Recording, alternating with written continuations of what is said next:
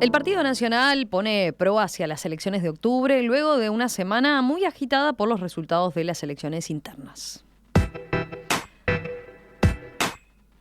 La decisión de Álvaro Delgado de elegir como compañera de fórmula a Valeria Ripoll generó sorpresa y malestar en varios sectores nacionalistas, particularmente en las agrupaciones que respaldaron la precandidatura de Laura Raffo, que terminó segunda, lejos en las internas. Con el correr de los días, varios dirigentes dieron señales de unidad y manifestaron su confianza a la decisión de Delgado. El jueves, Raffo se reunió con el candidato para transmitirle su compromiso con la unidad del partido y empezar a coordinar políticamente la campaña para octubre. Pero las turbulencias no terminaron. El viernes, la exfiscal Gabriela Fossati, que respalda a Raffo, resolvió renunciar al partido a raíz de la designación de Ripoll. Horas después, comunicó que pasaba a militar por el candidato del Partido Colorado, Andrés Ojeda. En este panorama, varios sectores ya empiezan a delinear la estrategia para las elecciones nacionales. Entre ellos, la histórica lista 71 del herrerismo, el principal sostén de la campaña de Raffo para las internas. ¿Cómo sale el herrerismo de esta elección? ¿Cómo debe pararse para octubre? Vamos a conversar en los próximos minutos justamente con el diputado Juan Martín Rodríguez, dirigente de la lista 71. Diputado Rodríguez, ¿qué tal? ¿Cómo le va? Buen día, Romina. Un placer estar contigo y con la audiencia. Ya pasó una semana de las internas. A ver, ¿para qué son estos días? ¿Descanso o analizar los resultados y pensar en octubre? ¿En qué está? Es un mix. En política se suele decir que los duelos duran 5 minutos. Eso normalmente es en la noche de la elección. Si te va bien, uno celebra, festeja y ya empieza a delinear el futuro. Y cuando no te va tan bien, tal vez no festeja, pero sí comienza a pensar cómo va a ser el futuro.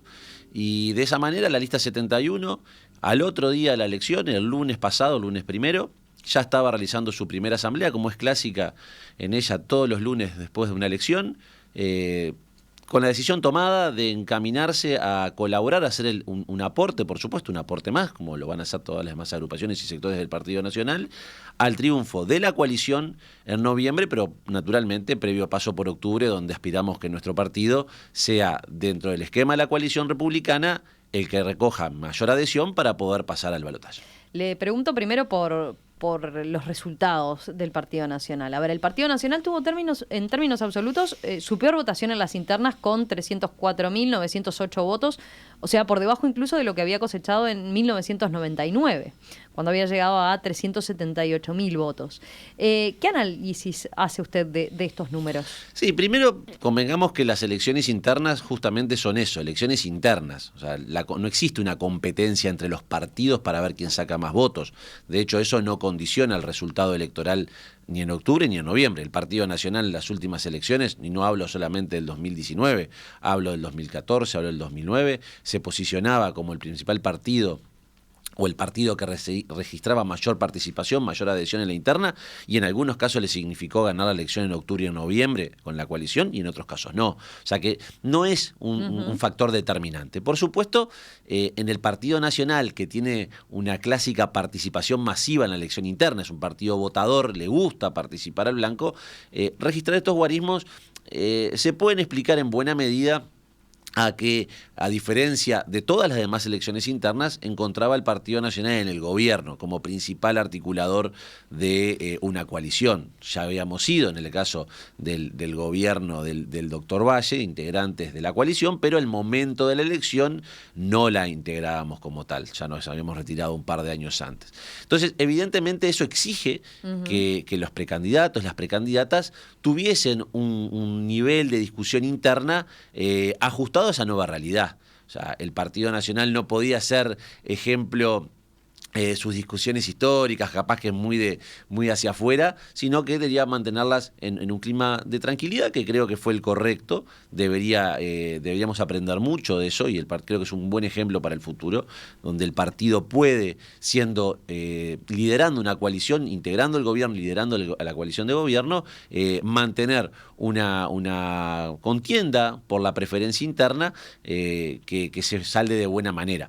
No obstante ello, creo que si la elección hubiese registrado mayor cantidad de precandidatos, probablemente la participación también hubiese aumentado, porque en buena medida en los últimos tiempos se decía, bueno, la elección está saldada, la elección está laudada, el Partido Nacional ya ganó Delgado.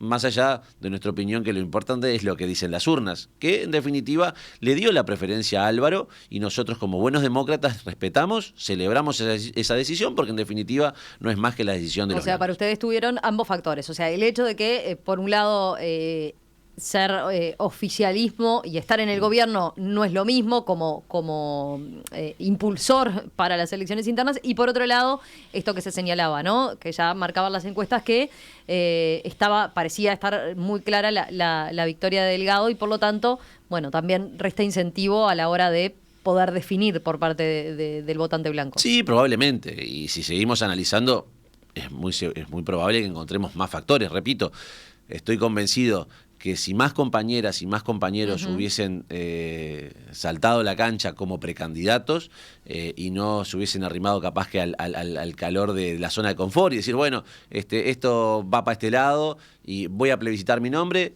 es muy probable que el partido hubiese tenido una participación mayor. ¿Cuánto más? No lo sabremos. Eso es improbable, por lo menos con elementos fácticos, poder asegurarlo. Pero estamos convencidos que ahí está en buena medida la explicación de la reducción en la votación.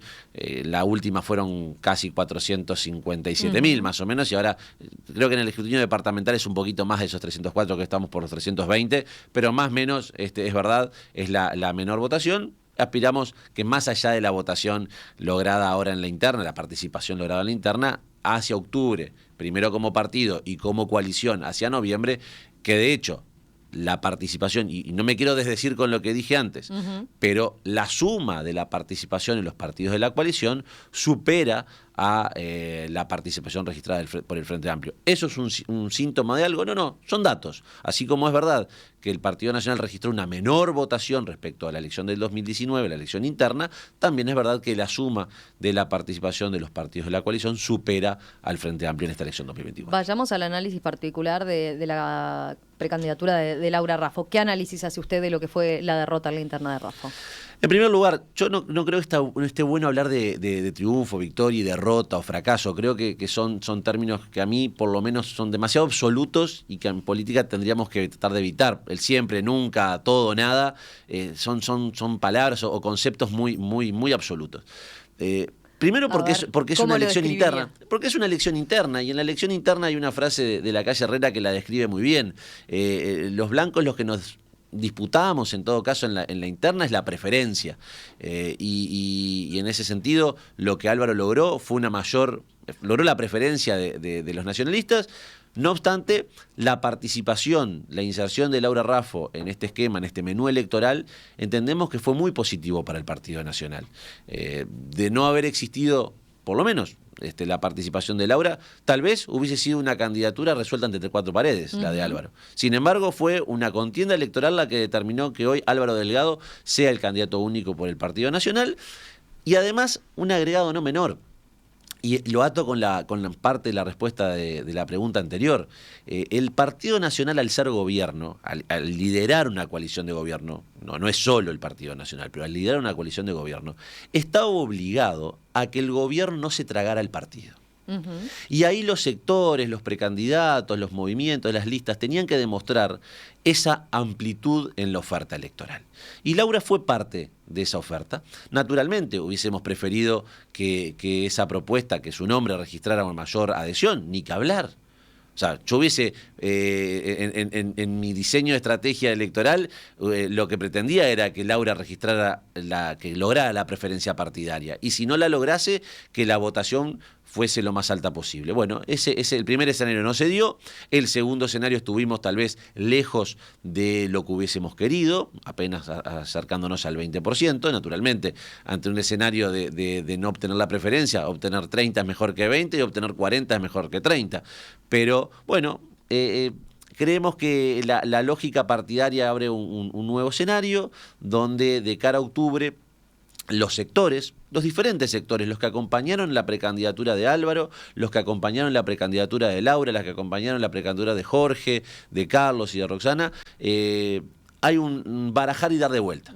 Y ahí es donde nos encuentra a nosotros, se encuentra el herrerismo posicionado en un escenario donde ante esta nueva realidad, con Álvaro y con Valeria como candidatos ya a la presidencia, a la vicepresidencia de la República por el Partido Nacional, en el herrerismo y en particular en la lista 71 aquí en Montevideo, tenemos una oportunidad de ser la malla de contención de un elector blanco, nacionalista, liberal, que puede verse no contemplado a priori en el formato escogido en la fórmula, y bueno, ahí es donde tendremos un rol fundamental. Ahora quiero profundizar en eso que usted señala, ¿no? Como esa ventana de oportunidad de ser una malla de contención, pero volviendo al análisis de lo que dejaron el resultado, ¿no? De las internas, ¿qué entiende que pasó? ¿Pesó el carácter más oficialista de la candidatura de Delgado?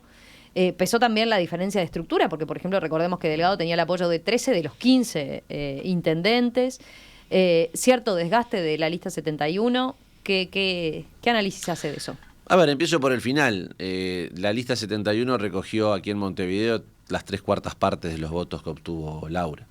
Así que si hubo un desgaste en ese sentido no se notó. Naturalmente, estamos convencidos que de haberse obtenido mayor cantidad de votos a favor de la precandidatura de Raffo, la 71 hubiese obtenido una mayor votación, cuantitativamente hablando también. No hay un único factor. Desgaste hacía referencia ahí pensando en la situación de Gustavo Penades, en lo que fue el propio desgaste de Luis Alberto Heber en el gobierno, ¿no? En el Ministerio del Interior. No, comprendo, Romina. El tema es que si ese desgaste hubiese existido, seguramente no hubiésemos cosechado las 3/4 partes de los votos de Laura Raffo en Montevideo. Y el herrerismo no hubiese cosechado las 2/3 partes de los votos de Laura a nivel nacional. Creo que evidentemente la pecera, llamémosle, no quiero nombrar a un programa de la competencia, pero el quantum de lo obtenido por Laura, de haber sido mayor, muy probablemente, eso nunca lo sabremos, pero los datos me permiten hacer un análisis, inferir eso, seguramente hubiese determinado también una mayor votación de la lista 71. Hay que hacer un análisis muy sencillo, por lo menos así quienes saben más de ciencia política lo dicen. El ciudadano vota de arriba para abajo. Usted está diciendo ahí que lo que está pesando cada vez más es la precandidatura como tal. Y bueno, ni que hablar, si el precandidato recoge una mayor adhesión, las agrupaciones, los sectores que somos la vía a través de cómo se canaliza el voto a favor de una precandidata o un precandidato, tenemos que tener el campo sembrado para poder canalizarlo mejor. La 71 en ese sentido, aquí en Montevideo se la pudo ver, el herrerismo en todo el país se lo pudo ver, siendo la principal vía para canalizar el voto hacia Laura Raffo. De haber obtenido una mayor representación, seguramente esa vía hubiese sido aún más acompañada.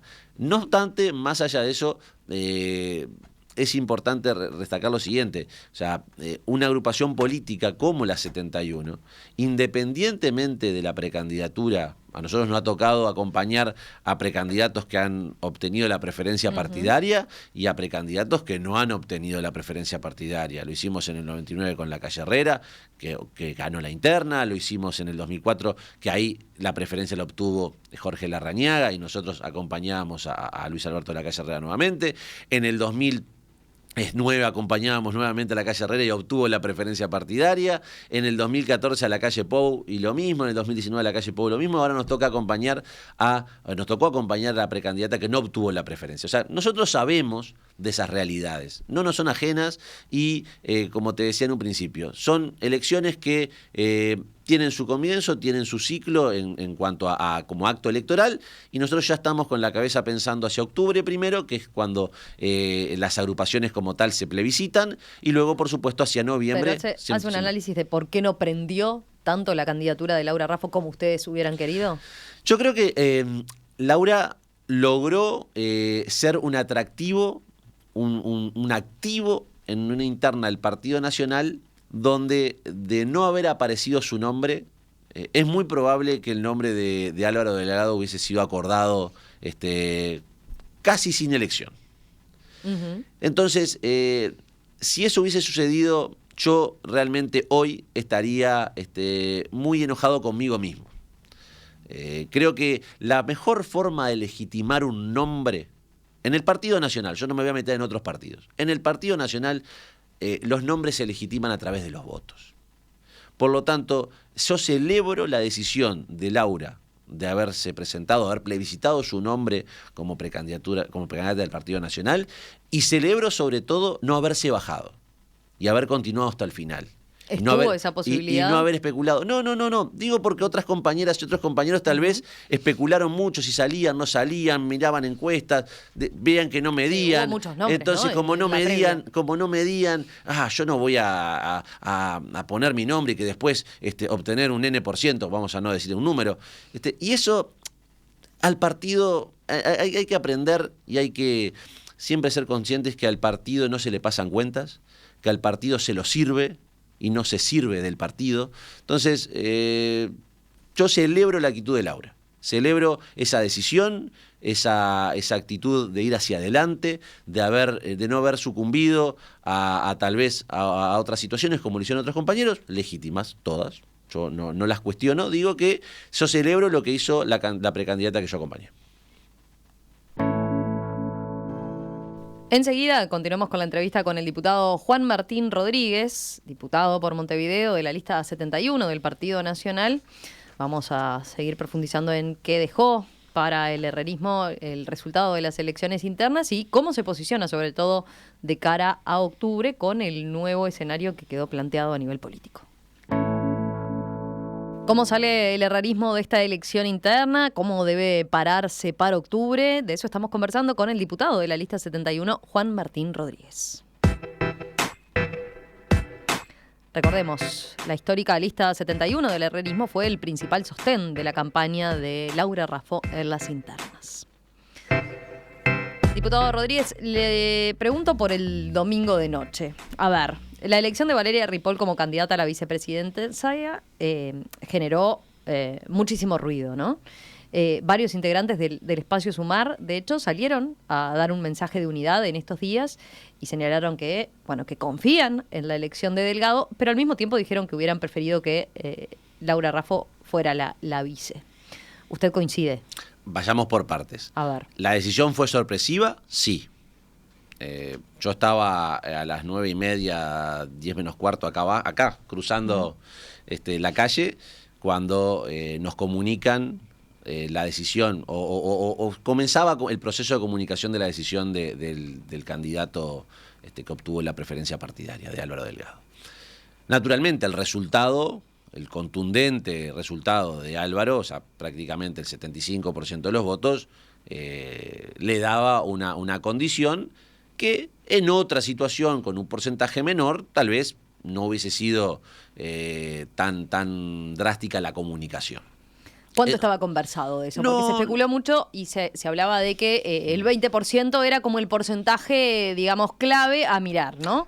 Y si Laura Raffo votaba por debajo de eso, bueno, Álvaro Delgado entonces quedaba así liberado para tomar la decisión. A ver. ¿A usted no le consta ese acuerdo? No me consta el porcentaje. De hecho, a ver, puedo poner ejemplos. El herrerismo en el 2004 sacó el 33% y también quedó afuera de la fórmula. Entonces, en realidad es relativo los porcentajes. Creo sí que una cosa es si el precandidato que obtiene la mayoría, la preferencia, la obtiene más holgadamente que si la tiene ajustada. Incluso a puertas adentro, porque esto que yo estoy diciendo de la sorpresa, no hablo solamente de los que acompañamos a Laura como precandidata.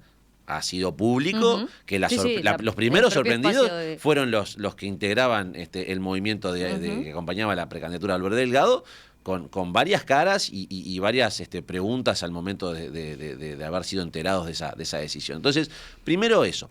Segundo, por supuesto, hubiésemos querido que Laura conformara la fórmula, ni que hablar. Ahora, de la misma manera que decimos eso, también decimos y somos conscientes que hubiésemos querido una mayor votación de la precandidatura de Laura Raffo. Por lo tanto, reclamar, en esos términos, ¿no?, de reclamo, Otra cosa nos hubiese exigido a nosotros una mayor votación. Creo que con la votación que obtuvimos, uno tiene que ser consciente que el buen demócrata es demócrata cuando gana, pero sobre todo es demócrata cuando pierde.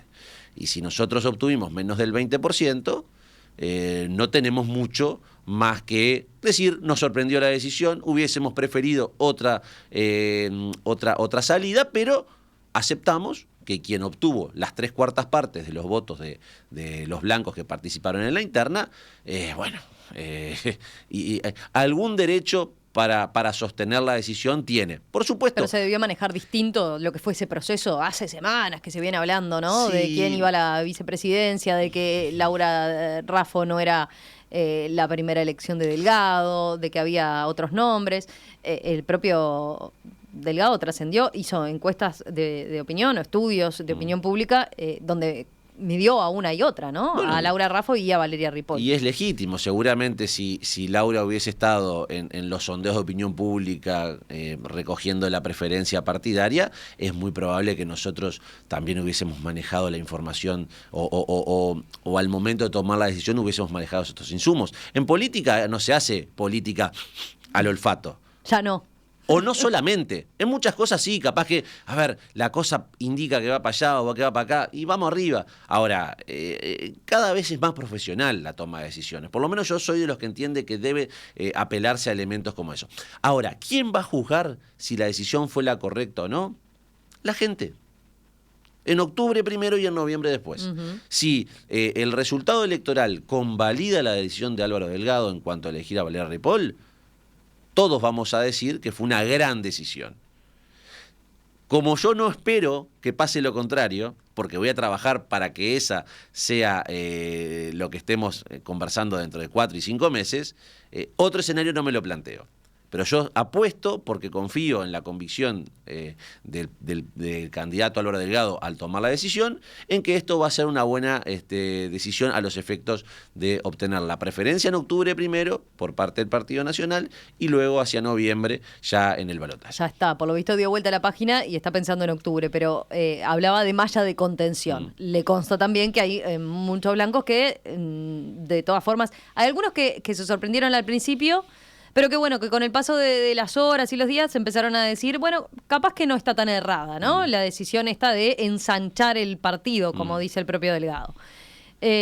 Ahora, hay otros que no, ¿no? Que han dicho, no, la verdad, no voto o no acompaño una combinación, una fórmula presidencial integrada por ejemplo, Valeria Ripoll. Y usted señalaba este término, malla de contención. ¿Eso es lo que va a ser el herrerismo? ¿Podemos profundizar, a ver, en ese concepto? Sí, a ver, naturalmente, las decisiones de los compañeros, de los ciudadanos, en el marco de la libertad, son todas legítimas. Digo porque Andrés Ojeda, por ejemplo, en el Partido Colorado está diciendo que está recibiendo, ¿no?, llamados, intenciones, interés de votantes que del herrerismo, por ejemplo, que le dicen, no acompaño esta fórmula, me voy al Partido Colorado. Yo a Andrés lo estimo mucho, es un gran amigo. Es una picardía, porque de la misma manera que uno puede, yo no tengo por qué desconocer o negar o decir que no es verdad lo que él está diciendo públicamente, también uno puede decir, hay muchos colorados, votantes, ciudadanos colorados, que dicen yo voy a votar al Partido Nacional porque es el que tiene chances de obtener, de pasar al balotaje. Entonces, yo preferiría no entrar en esas picardías. Creo que sí, él lo ha dicho y yo comparto ese concepto. Yo soy de los que cree en una visión coalicionista de la elección. De hecho, lo decía en una de las primeras preguntas. O sea, hoy por hoy el escenario ya no es bipartidista, es bicoalicionista. O sea, hay una coalición que es un lema, que es un partido como el Frente Amplio, y hay una coalición que ha elegido el otro esquema, un esquema de post-reforma 96, donde primero comparecen como partidos y luego comparece una fórmula en el cual detrás de esa fórmula aunan esfuerzos. Yo comparto ese criterio, no obstante, soy nacionalista, soy blanco y voy a trabajar para que mi partido, donde la calle Herrera hay otra frase que usa que es muy linda, que es en el Partido Nacional, que no es el partido blanco, si bien es la verdad que la mayoría somos blancos, pero somos mucho más que eso. O sea, somos una herramienta para cambiar la realidad. Y Valeria Ripoll hace el año pasado se sumó al partido, provenía de otras tiendas, le dimos la bienvenida, que el partido como tal le dio la bienvenida, y hoy es una de las principales exponentes en la fórmula presidencial junto con Álvaro. ¿Para usted ensancha el partido, efectivamente? Por supuesto. ¿Con qué tipo de votante? ¿A qué votante apunta esta decisión? Bueno, naturalmente, hay un elector tal vez más tirado a centro-izquierda, que puede ver a Valeria Ripoll como un atractivo, pero no solamente ese elector. O sea, nosotros partimos de la base... Digo porque Valeria Ripoll hace un fuerte énfasis, por ejemplo, en un discurso contra el Frente Amplio, Exacto. ¿no? Quizás incluso mucho más contra el Frente Amplio que el propio Álvaro Delgado. Es verdad, también es verdad que no olvidemos una cosa. No estamos, el ciudadano no es que es blanco, colorado, frentista, cabildante y de ahí no se puede mover. El ciudadano elige al Partido Nacional, al Partido Colorado, a Cabildo, al Frente. Si bien hay algunos que tal vez tenemos convicciones mucho más firmes, más afincadas en nuestra convicción y en nuestro pensamiento, el ciudadano en general tiende a votar un partido, tiende a votar el otro, pero no es que sea de tal o cual partido. Por lo tanto, cada elección, si bien seguramente mire lo que votó en la anterior, cada elección es una nueva decisión. Y en esa nueva decisión, yo estoy convencido que hay ciudadanos que han votado al Frente Amplio, que en la última elección, si no hubiese podido ganar, votaron a la calle Pou, por lo menos en noviembre. Estoy seguro que también en octubre mucho más, a algún partido de la coalición, tal vez no a la calle Pou, pero sí a algún partido de la coalición. En noviembre, para que Luis fuese hoy el presidente, hubo ciudadanos que habían votado al Frente que lo votaron. ¿Qué hace el partido? ¿Qué permite esta decisión de Álvaro Delgado al proponer a Valeria Ripoll como su compañero de fórmula? Bueno, continuar demostrando que el Partido Nacional no levanta muros, sino que construye puentes. Dice, si hay ciudadanos que en algún momento votaron al Frente Amplio, que producto de los estudios de opinión pública también, que yo no digo que sean la panacea ni mucho menos, pero que es un insumo más, dicen, el gobierno de la calle Pou y el propio la calle Pou tiene una evaluación positiva. Bueno, ¿por qué no dar señales claras que hay posibilidades de, yo no estoy dejando mis convicciones de lado o no estoy traicionando a nadie por votar al Partido Nacional, sino que lo que a mí me propone es una oferta más atractiva, que me convence, que me seduce? Bueno, yo creo que ahí hay mucho para crecer para el Partido Nacional y su fórmula. Ahora, como te digo eso, que hay mucho para crecer, lo que no puede el Partido Nacional es desconocer que también tiene un sector, y ahí voy a la otra pregunta que tú hacías, no puede desconocer que hay un sector del electorado que tiene convicciones tal vez más de centro-derecha, muchos más clásicas, tradicionales, más afincadas en nuestro partido, donde el herrerismo históricamente ha sido su representante. Bueno, nosotros no apelamos a cuestiones históricas, es más, hemos manejado públicamente ese concepto de la derecha moderna, una derecha respetuosa de los derechos humanos, una derecha que pone en el centro a la persona, a la familia, una derecha que cree en la libertad, como lo ha demostrado el propio presidente de la República. En Uruguay la palabra libertad o liberal tenía una cierta connotación negativa. Y fue el presidente de la República, cuando le dio ese concepto de libertad responsable, quien pasó a darle una nueva, por lo menos una nueva concepción a eso. Bueno, nosotros queremos ser continuadores de esas tradiciones y queremos proyectar al herrerismo y a la 71 en Montevideo, por lo menos es nuestra visión, como representante, como malla de contención de ese sector del electorado, tan importante como este otro, pero que nosotros entendemos que así como hay personas y hay compañeros en nuestro partido que están más capacitados o tienen mejores condiciones para hablarle a esa ciudadana, a ese ciudadano, nosotros creemos que tenemos los elementos suficientes para también transmitirle a este otro grupo de ciudadanos que el Partido Nacional tiene esa posibilidad de ser bien abierto y representar visiones que a priori pueden ser distintas o diferentes, pero que en realidad tanto unas como otras lo que defienden es ese concepto tan sagrado para los blancos que es la libertad. No es común que un sector dentro del Partido Nacional o destaque por lo menos el concepto de derecha, la categorización de derecha. ¿Usted entiende que en este nuevo escenario que quedó planteado es efectivamente entonces una bandera que van a levantar? El herrerismo históricamente ha tenido esa visión por parte del electorado. Siempre ha sido muy pragmático también, ¿no? O sea, ha sabido defender posiciones... Pero últimamente está como mal visto, ¿no? Que bueno... hay algo de eso. Hay esa cuestión de avergonzante por parte de algunos que quieren defender ideas, pero yo le acabo de repetir, las ideas que nosotros pretendemos y que defendemos en este gobierno, el herrerismo y la lista 71 en el gobierno de la calle Pou, en el Parlamento ha sido puntal en la defensa de sus ideas, o sea, ha sido actor protagónico en el Poder Legislativo, pero también en el Poder Ejecutivo. Entonces, entendemos que en eso no cambiamos. Lo que queremos es decirle a la ciudadanía y sobre todo a un sector del electorado del Partido Nacional, miren que aquí hay voces que lo representan. O sea, estamos acá, no nos vamos. Nosotros somos celosos custodios de los valores, pero sobre todo también somos defensores de los conceptos democráticos. Uh-huh. Nosotros sabemos aceptar cuando la ciudadanía nos transmite la confianza para ser mayoría, pero también sabemos aceptar, y más aún, cuando la ciudadanía nos transmite la confianza, pero no es suficiente para ser la mayoría.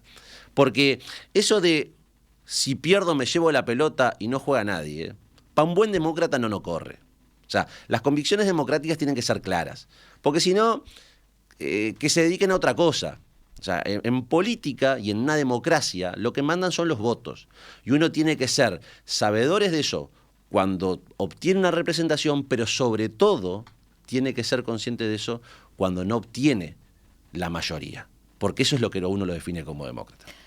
Profundizando en este concepto de nueva derecha o derecha moderna, ¿no? Como lo señala usted, bajemos los términos bien prácticos. ¿En qué lo ve? ¿Cuál va a ser una de las banderas entonces a levantar en esta nueva etapa? Bueno, hay dos organismos hoy por hoy en nuestro país que realmente su viabilidad tiene, no digo los días contados, uh-huh, pero sí una duda razonable, como lo son el Correo y la propia AFE. O sea, empiezo por la segunda. Hoy por hoy, desde el ferrocarril central hasta otros aspectos, son manejados de un centro de monitoreo, un espacio que se creó en la órbita del Ministerio de Transporte y Obras Públicas. ¿Qué sentido tiene que los uruguayos, las uruguayas, con sus fondos, con sus recursos, con su plata, sigamos financiando organismos que no tienen sentido? El Correo, un organismo que año a año los uruguayos, las uruguayas, ponemos más de 20 millones de dólares ahí. Uh-huh. Porque no gana plata el Correo, ¿eh? Es un agujero negro, es un agujero negro donde el Estado, y cuando digo el Estado, vuelvo a repetir el mismo concepto, es la gente. Sos tú, es cada uno de los oyentes que nos está escuchando que plata pública, recursos públicos, que son lo que se obtienen con el pago de los impuestos, se vuelcan ahí. Entonces, ¿qué es lo que nosotros estamos obligados a transmitir? Que queremos un Estado fuerte en lo que tiene que ser fuerte, en seguridad, en educación, en salud, en la protección a los ciudadanos, en brindar herramientas para el desarrollo, pero no cumpliendo tareas que no las debe cumplir porque hay otras personas u otros organismos u otras empresas privadas en el rubro que así la desarrollan. O sea, nosotros uh-huh, queremos un Estado que le facilite la vida a la gente y no que le diga a la gente lo que tiene que hacer. Se escuchó ese tipo de discursos en la interna. Pienso en Gabriel Gurméndez. Bueno, nosotros tenía un discurso de ese tipo. Este concepto, por lo menos en lo personal, lo venimos reiterando en cada edición que hemos participado en debates centrales en el Parlamento. O sea que no voy a decir quién lo dijo primero. Ahora tampoco voy a aceptar pacíficamente que sea algo que haya dicho otra persona antes. Pero entiende que entonces un próximo periodo de gobierno debe concentrarse quizás en las reformas de corte más liberal que este gobierno no pudo encarar. Entendemos que hay que dar nuevos ¿Esa va pasos. A ser una de las banderas? Entendemos que el próximo gobierno encabezado por Álvaro Delgado tiene que dar pasos que este gobierno comenzó a transitar, pero que no voy a justificarme en la pandemia, uh-huh, ni mucho menos, pero que los tiempos lamentablemente no permitieron. ¿Qué otras reformas? O sea, la transformación educativa, naturalmente que se dieron pasos muy importantes, pero no todos los que hubiésemos querido. O sea, nosotros entendemos que, y lo decíamos en la campaña electoral pasada, nosotros no aceptamos que en Uruguay exista una educación pública o una educación clase A clase B y clase C o clase Z, según se pueda pagar o no se pueda pagar. Por supuesto que las familias tienen el legítimo derecho a darle a sus hijos una educación que puedan entender mejor si la desean abonar. Ahora, la obligación del Estado uruguayo y de los gobernantes es asegurarle para aquellas familias que no pueden darle una educación privada a sus hijos, que la pública es tan de buena calidad como la privada. Yo soy hijo de la educación pública. Yo hice escuela pública, liceo público y me recibí en la Universidad de la República. Y le soy muy agradecido a eso. De hecho, en mi familia soy el primer universitario. Ahora, para que eso siga siendo una realidad o vuelva a ser una realidad, que no signifique que si vas a la escuela privada, tus docentes, tus maestros te den clase, pero si vas a la pública, los mismos docentes, los mismos maestros te dan un paro. Uh-huh. Eso no puede correr. Se avanzó, no lo suficiente. Bien. Y queremos, ahí incluso la educación entonces es otro de los puntos. Exacto. Queremos, nosotros, la educación es la herramienta más democratizante que pueden tener los niños y las niñas y los más jóvenes para las nuevas generaciones. O sea, si nosotros no le aseguramos una educación de calidad, le estamos condenando a las nuevas generaciones a que, según donde naciste, es que tengas posibilidades, oportunidades o no las tengas. Y eso no puede ser una realidad. O sea, no lo podemos dar por bueno. Y eso es otra de las banderas que desde el herrerismo, desde la lista 71, pretendemos desarrollar. Lo mismo que en materia de las políticas laborales. Se ha avanzado mucho. O sea, los trabajos irregulares, o sea, ha descendido, ha aumentado el empleo, ha descendido el desempleo. Ahora, nosotros queremos a eso agregarle un paso más. Queremos seguir dando pasos. Esto es acumulativo. No pasa a ser no es refundacional, es acumulativo, como es la historia propia del Uruguay. ¿Y ahí qué es lo que entienden que falta? Y bueno, tenemos que avanzar hacia políticas laborales donde ya no solamente este gobierno en un primer momento fue la política estaba dirigida a mantener los empleos. Uh-huh. Y de hecho pudimos surcar la pandemia gracias a las decisiones que tomaron. Luego ya en la segunda mitad avanzamos hacia un crecimiento, y de hecho eso lo han evaluado, no lo decimos nosotros, lo dicen el propio Instituto Cuesta Duarte, se avanzó en el crecimiento del salario real. ¿Todo lo que hubiésemos querido? No. Queremos que el próximo gobierno continúe avanzando en eso. ¿Por qué?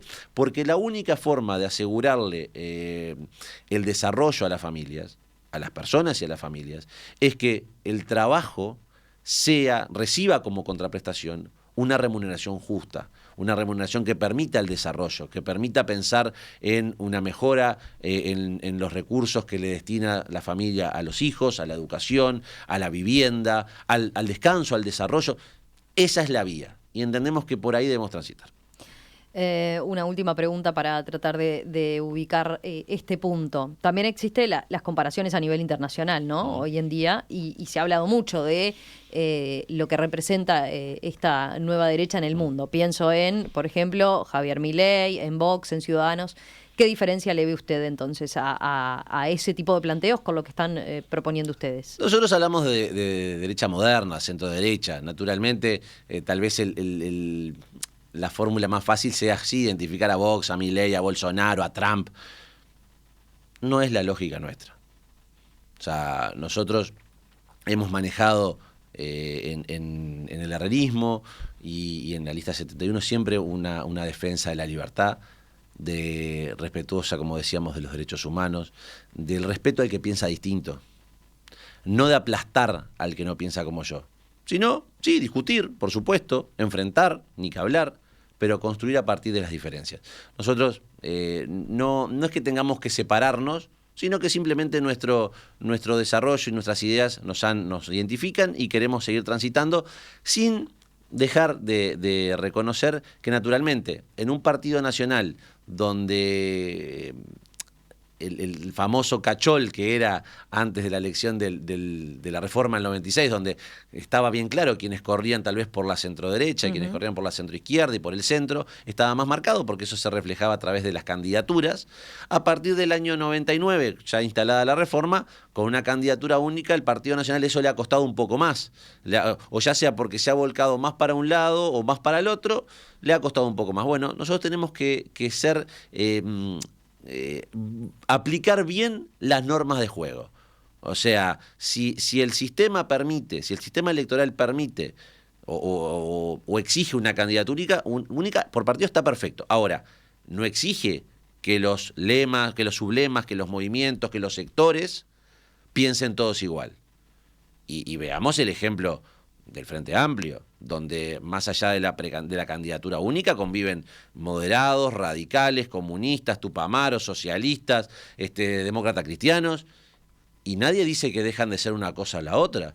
Bueno, en el Partido Nacional nosotros queremos reivindicar esa condición, que también dentro de ese paraguas hay quienes tal vez jueguen más hacia un lado, más hacia otro, y tal vez algunos por el medio. Bueno, nosotros queremos ser los representantes de quienes juegan por el lado de la centroderecha.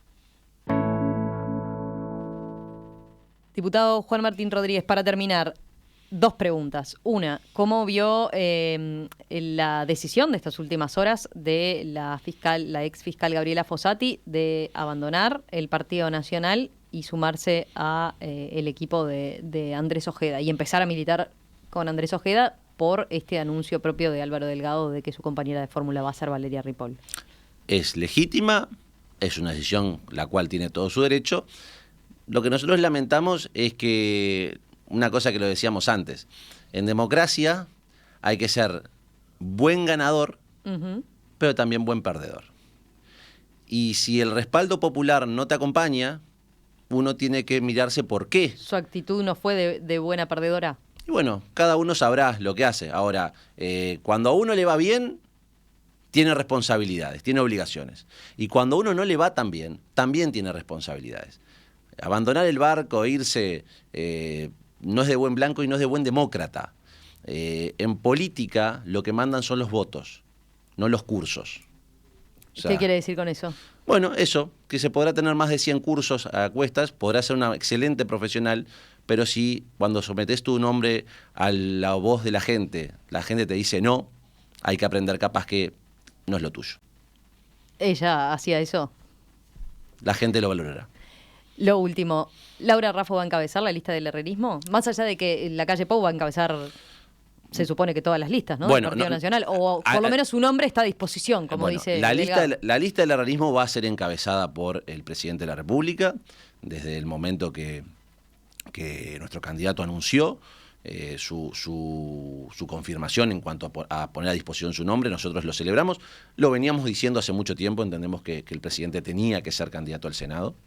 Si las listas, los sectores le dan la derecha para encabezar todas, fantástico, creo que es una gran señal. Si hay sectores, hay movimientos que entienden que no, digo, también es legítimo. Nosotros vamos a presentar nuestra lista al Senado encabezada por el presidente de la República, Luis Lacalle Pou. El orden de la lista, los demás lugares, desde los suplentes de la calle Pou, desde el 2 para abajo, o sea cual sea el sistema de suplentes que utilicemos, es un proceso que lo iremos conversando en las próximas semanas. Hoy en la tarde tenemos reunión del Comité Ejecutivo del Herrerismo, será la primera reunión post elección interna. Seguramente este tema, como otros temas, estarán en arriba de la mesa. No se va a resolver hoy ni de casualidad, pero seguramente esté en los temas a conversar, siempre partiendo de la base que, como decimos, o sea, ahora las listas son responsabilidad de los sectores, así como el armado de alianzas o sublemas, etcétera. Bueno, ahora son los sectores los que tienen las voces o la voz. De hecho, hace 5 años atrás, el herrerismo hizo una alianza con el sector de los intendentes para la lista al Senado. Y formábamos todos un sublema con las demás listas al Senado del movimiento Todos Hacia Adelante. O sea, el herrerismo sabe de lo que es armar alianzas o sublemas electorales. Ahora, más allá de eso, por supuesto, le corresponderá al herrerismo y a sus principales exponentes conversar con todos los compañeros para la elaboración de esa lista. Diputado Juan Martín Rodríguez, de la lista 71 del Partido Nacional, gracias por estos minutos esta mañana aquí en Perspectiva. Gracias a ustedes.